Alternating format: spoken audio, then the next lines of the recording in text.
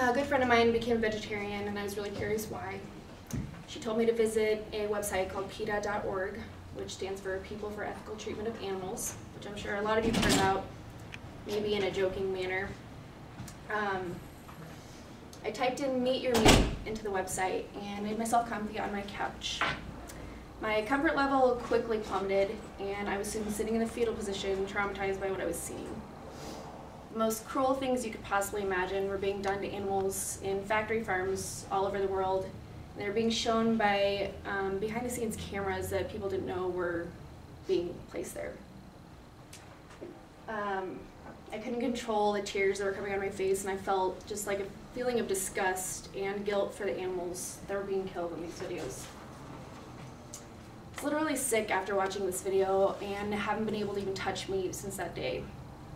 5.5 years ago, I decided to become a vegetarian.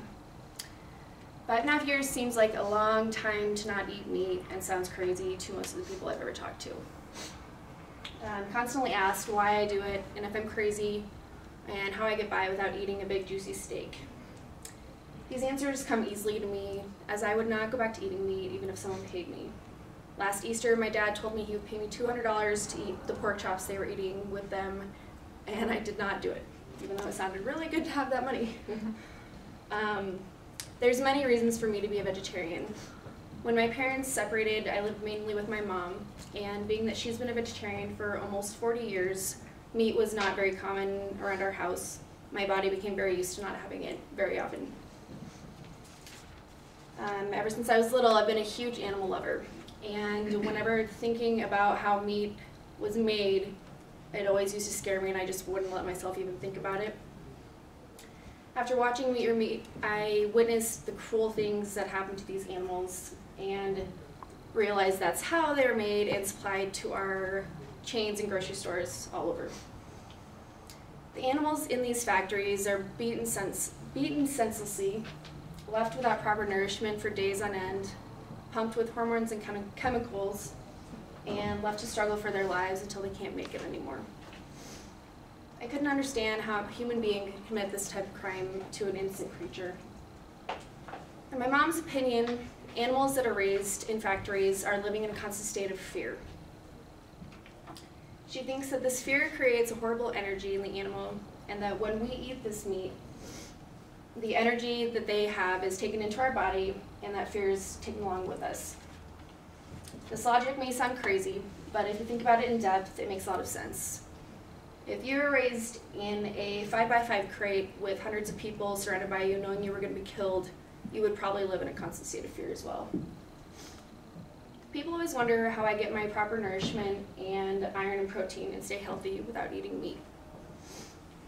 To me, I noticed a drastic difference in the way I felt physically after the meat was out of my system, and I noticed a lighter feeling to my body and a clearer head and more energy throughout the day. I started learning from my mom the proper ways to live as a vegetarian and began getting my protein and nutrients from different items such as soy, tofu, and beans. Whenever I think about bringing meat back into my diet, the images that I watch pop into my head, and I just quickly revert back. Many people have tried to argue with me by saying that animals are put on this earth for us to eat and live on. I personally don't think that any animal was made to be brutally killed for our enjoyment. The thought of that happening to a human being sounds absurd, so why should it be any different for an animal?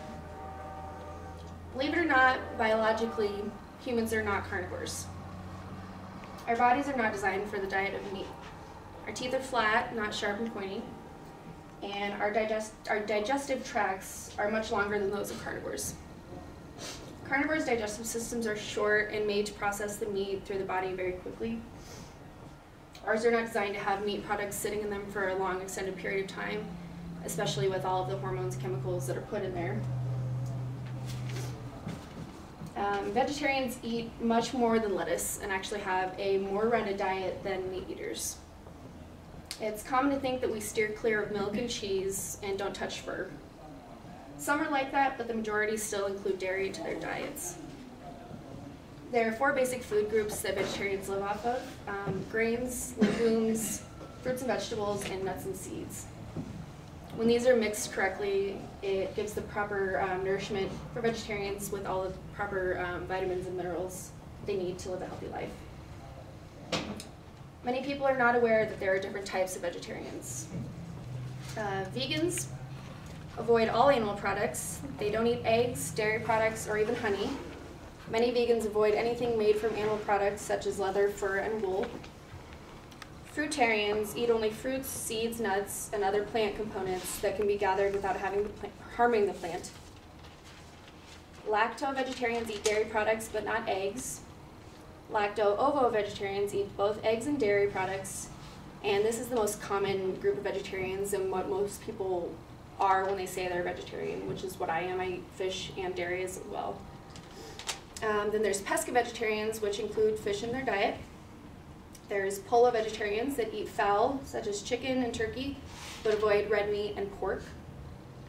And lastly, there are flexitarians that mainly eat vegetarian food, but occasionally make exceptions, which I find kind of a joke. But so with all these differences, it's really easy for someone to still have a diverse menu when thinking about what to eat for dinner. So the choice to be vegetarian is an option for everybody at this time. The deciding factor is on everybody's morals and values. And if any of you are questioning it, I strongly recommend you watch this video and come back to me with what you think afterward. Before I show a short clip of Meet Your Meat, I wanted to end my speech with a quote by Albert Schweitzer. He said, "Until he extends the circle of compassion to all living things, man will not himself find peace." I'm only going to show a little bit just because, well, I don't know if any of you or it seems me, but I would start bawling, so can you hit the light?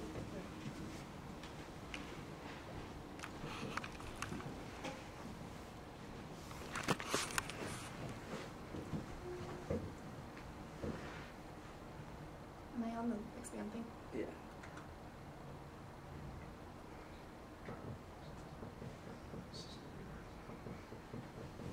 What you are about to see is beyond your worst nightmares.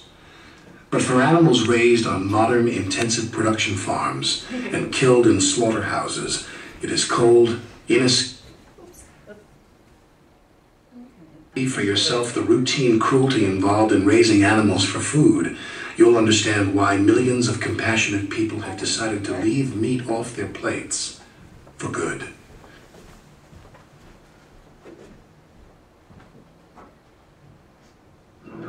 Chickens are probably the most abused animals on the face of the planet. They are crammed into filthy sheds by the tens of thousands, immersed in their own excrement among the corpses of other birds who died of heart attacks or stress. Some even die of starvation brought on by becoming crippled from growing so large, so